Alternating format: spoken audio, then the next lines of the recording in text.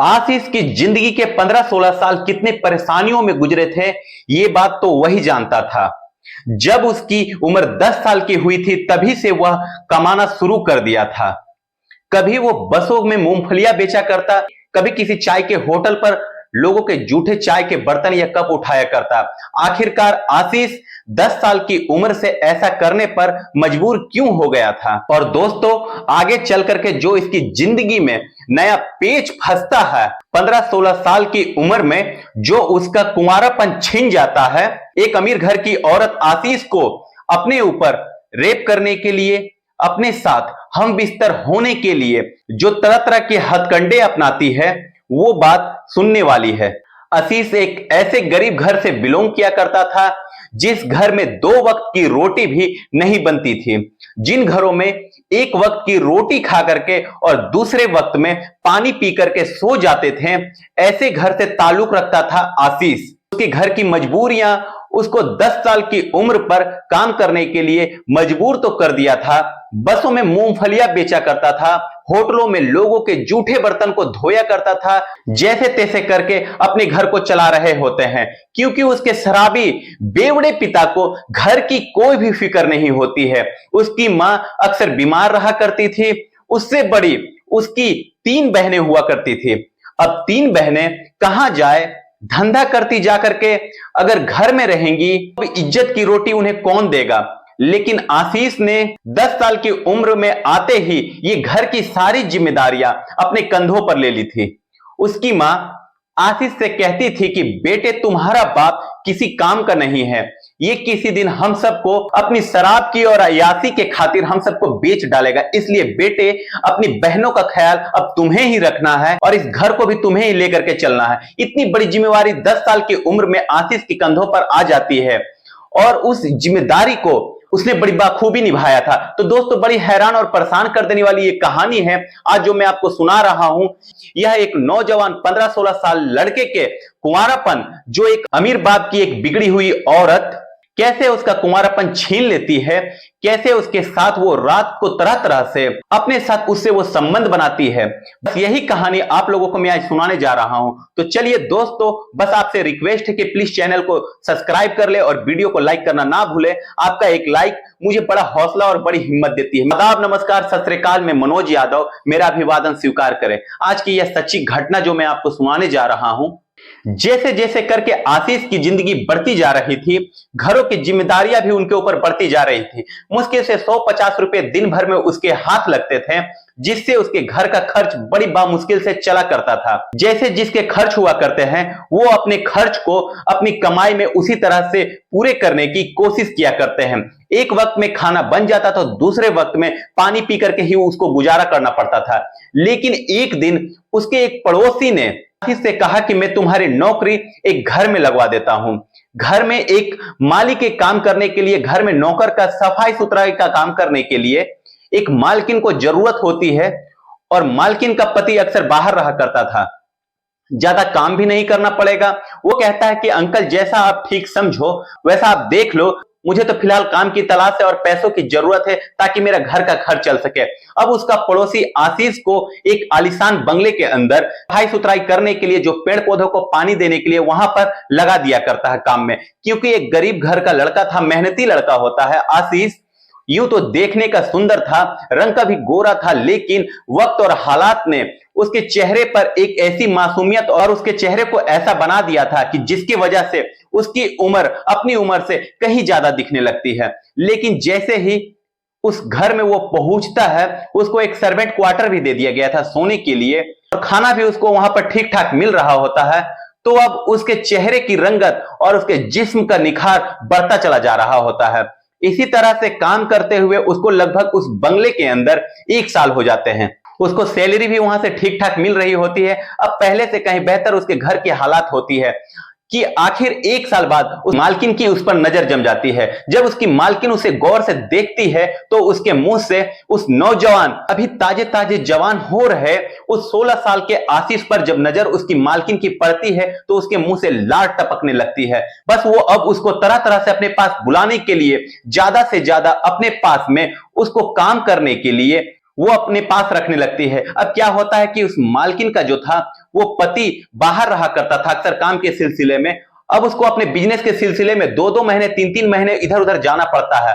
यहां घर में पैसे की हर सुविधा थी, किसी चीज की उसे कोई कमी नहीं होती है, लेकिन शायद जरूरत थी उस मालकिन को सिर्फ जिस्म की प्यास की जरूरत होती है, जो अपने पति से उसकी पूरी नहीं हो पा रही होती है। इसलिए उसने आशीष को मजबूर कर दिया था अपने ऊपर सेक्स करने के लिए। और दोस्तों, एक दिन उसकी मालकिन ने आशीष से कुछ ऐसी मेडिसिन मंगवाई थी जिसके बारे में आशीष को बिल्कुल पता भी नहीं होता, और वो मेडिसिन रात को वो दूध में मिला करके वो आशीष को पिला दिया करती थी। उस बारे में भी उसको पता नहीं होता है कि ये दूध कैसा उसको दिया जा रहा है।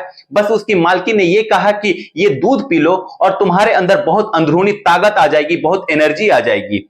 आशीष ने जब वो दूध पिया तब उसके 10-5 मिनट के बाद उसकी आंखों में शैतान नाचने लगता है और वो हवस भरी नजरों से अपनी मालकिन को देखने लगता है। उसकी मालकिन तो चाहती भी यही थी कि वो उसकी तरफ माइल हो, उसके तरफ अट्रैक्टिव हो और उसे देखे। उसे पता था कि अगर उसको सेक्स वर्धक दवाई ना देती और वो आशीष से अपने साथ संबंध बनाने के लिए कहती तो शायद वो बिल्कुल तैयार ना होता।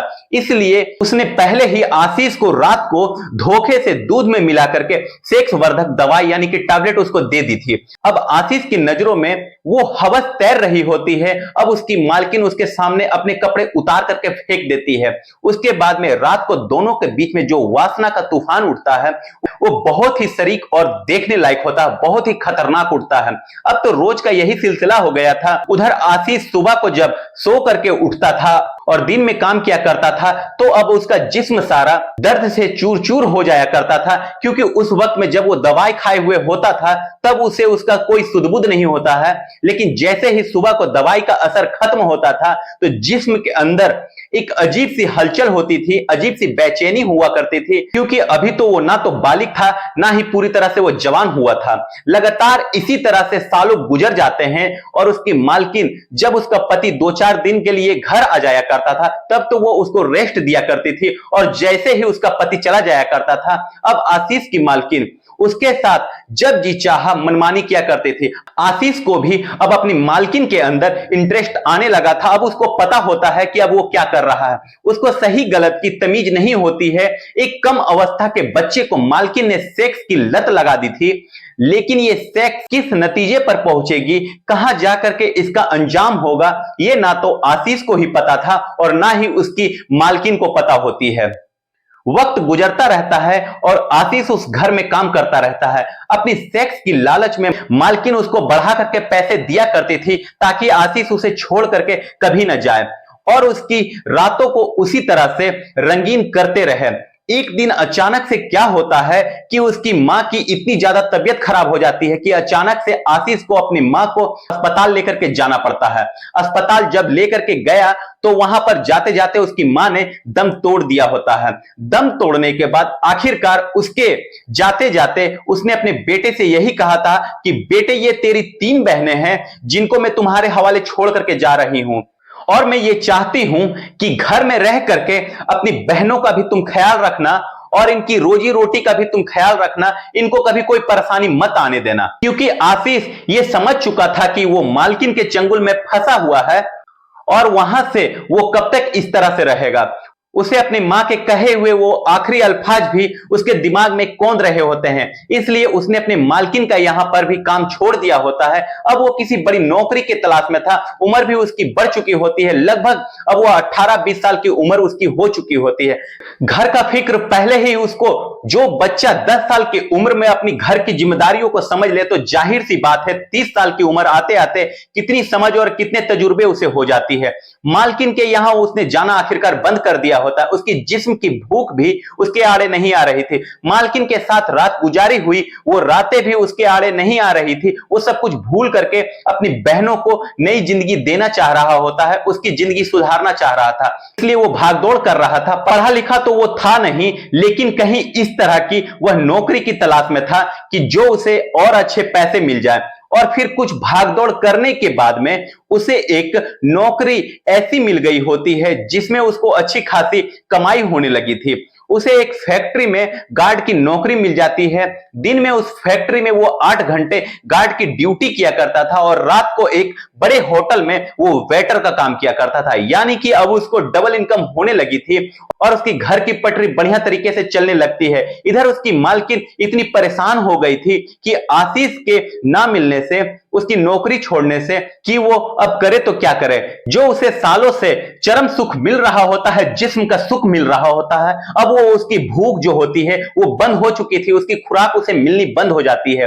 वो आशीष से एक दिन मिलती है और अपने पास बुलाती है और उससे कहती है कि देखो आशीष, तुम्हें मैं मना नहीं कर रही हूं कि तुम मेरे यहां काम करो या ना करो, लेकिन कम से कम रात को कभी कभी मेरे पास आ जाया करो।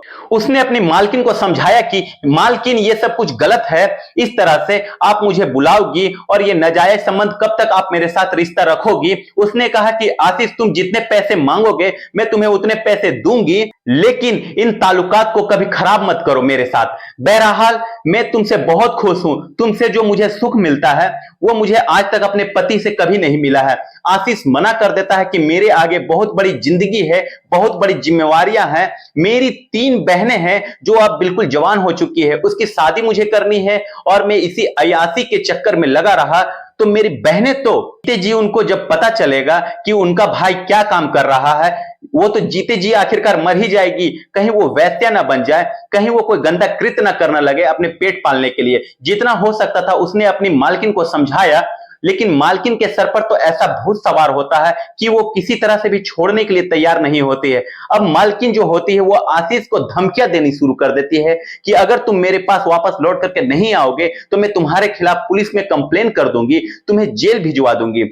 आशीष अब बड़ा परेशान हो जाता है। एक तरफ घर की जिम्मेवारियां थी और एक तरफ मालकिन का टॉर्चर होता है। वो समझ नहीं पा रहा था कि किस नतीजे पर पहुंचे। आखिरकार अपने घर को छोड़ करके वह मालकिन के पास चला जाए या फिर वो जेल के अंदर चला जाए। जेल के अंदर जाने के बाद उसकी बहनों का आखिरकार होगा क्या? अगर वो मालकिन के साथ रहता है तो इस तरह से कब तक चलेगा?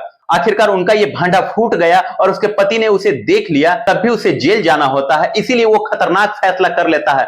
मालकिन के बुलाने पर वो उसके पास आखिरकार चला गया होता है, लेकिन वो अपने जेब में, अपने पास में एक चाकू छुपा करके लेकर के जाता है। जब मालकिन उसके सामने कपड़े उतार देती हैं और उसके सामने लेट जाती है और उसे अपने साथ सेक्स करने के लिए मजबूर कर देती है, तो उसी वक्त वो मालकिन के छाती पर चढ़ जाता है और फिर चाकू निकाल करके उसकी गर्दन को कुरेद देता है और उसका मर्डर कर देता है। मर्डर करने के बाद वहीं उसको इसी तरह बेड पर छोड़ देता है और फिर अपने घर के तरफ भाग जाता है। सुबह जब उसके घर में नौकर जो उसने रखा हुआ होता है, वो और नौकर उसके घर में आता है और मालकिन को आवाज देता है, मालकिन को बुलाने जाता है, क्योंकि मालकिन दोपहर तक भी वापस नहीं आई हुई होती है। जब मालकिन के कमरे में गया तो देखा कि खून से पूरा बिस्तर सना हुआ होता है, मालकिन बेसुध पड़ी हुई है और जिस्म के ऊपर उसके कपड़े भी नहीं है, नग्न अवस्था में और मरी हुई हालात में मालकिन पड़ी हुई है। और इस हालात में वो मालकिन को देख करके बड़ा डर जाता है और वो चीख पुकार शुरू कर देता है। आसपास के लोग आते हैं, उसके पति को फोन किया जाता है।